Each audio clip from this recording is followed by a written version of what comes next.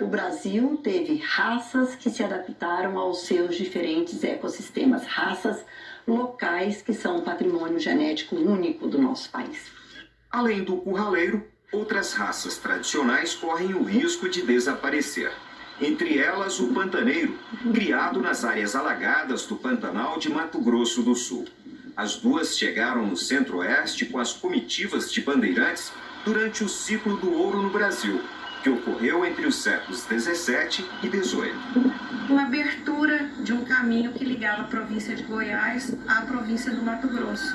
Então, nessa época, seguindo aí o ciclo do ouro, né, da exploração do ouro, é que os animais, os bovinos, foram levados de Goiás para a região do Pantanal do Mato Grosso. De acordo com os historiadores, naquela época, muitos animais fugiram das comitivas ou foram abandonados. Deixaram de ser animais de criação para viver de forma livre no Cerrado e na Caatinga.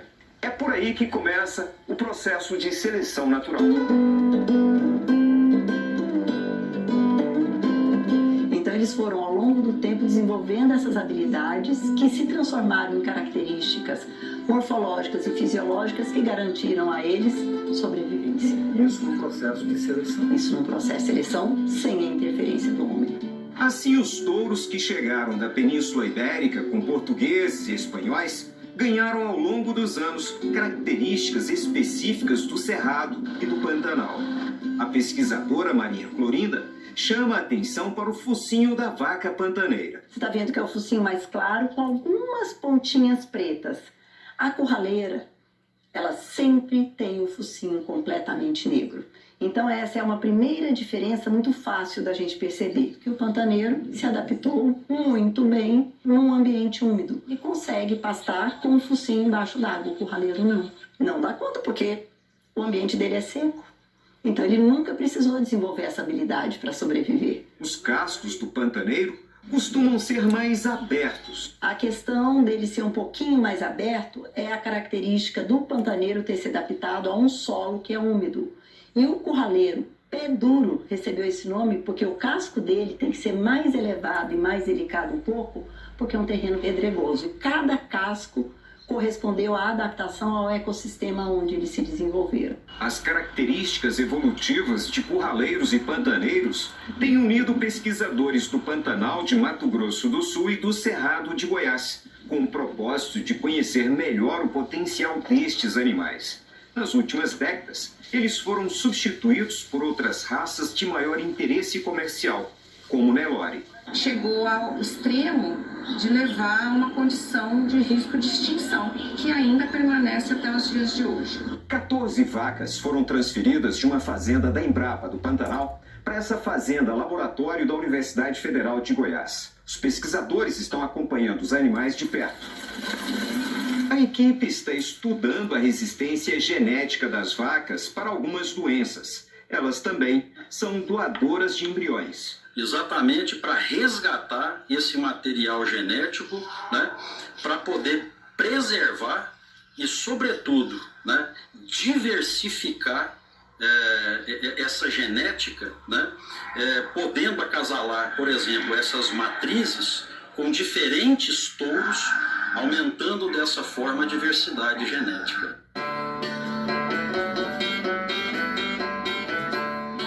Além de criador de curraleiro, O melhoramento genético é uma das técnicas para aumentar a produção do rebanho.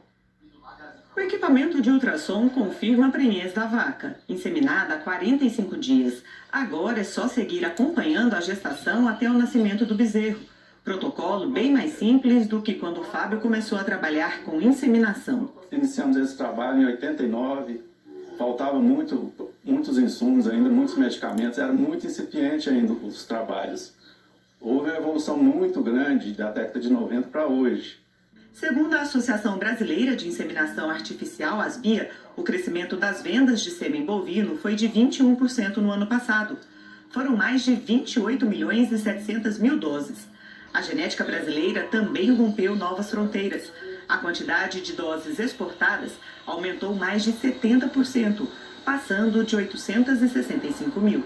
Nosso maior mercado continua a América Latina e a Asbia tem trabalhado muito com o MAPA para expandir, através de protocolos sanitários, a possibilidade de levar esse material genético a outros países, né?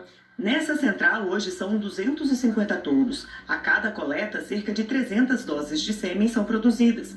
Material que abastece plantéis em todo o país e no exterior. Nos últimos 2 anos, a capacidade de produção dobrou.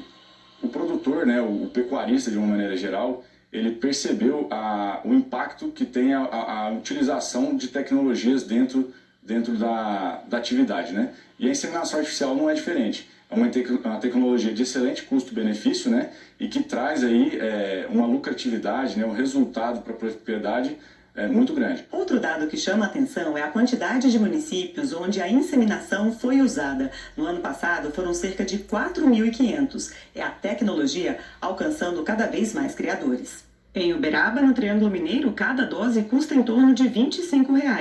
O criador Arnaldo Borges começou a inseminar o gado ainda na década de 80. Hoje usa diferentes tecnologias que ajudam na seleção de animais mais produtivos. Hoje os touros que são escolhidos, né, como doadores de sêmen, essa avaliação é feita pelo pedigree do animal, pela genética e também pela avaliação.